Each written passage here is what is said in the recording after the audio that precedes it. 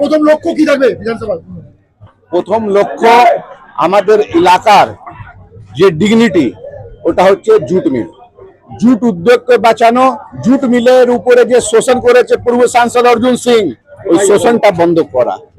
প্রথম থেকে যেখানে জুট মিলে কন্ট্রাক্টরি সিস্টেম চালু হয়েছে মেঘনা জুট মিল থেকে, আমরা প্রথম ওখান থেকেই বন্ধটাও আরম্ভ করব।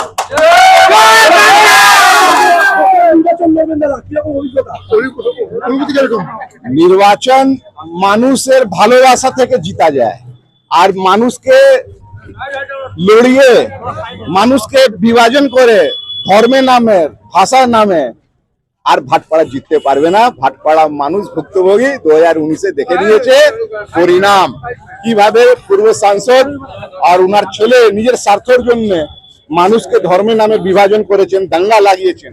3 মাস স্কুল বন্ধ ছিল, 3 মাস বাজার বন্ধ ছিল। ভাটপাড়া মানুষ ভুক্তভোগী, যারা মারা গেছেন দাঙ্গাতে তারা ফিরে আসবেন না।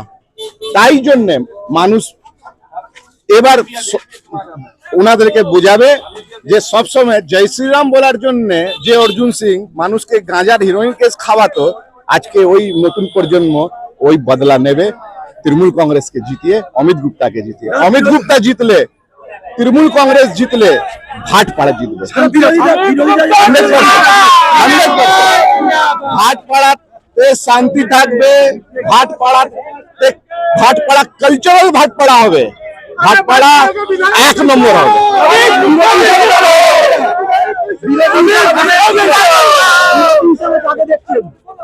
মানুষ 7 বছর যে বিধায়ক ছিল, মানুষ তোকে খুঁজে পায়নি, তা ওর লড়াই আগেই তো সাফ হয়ে গেছে।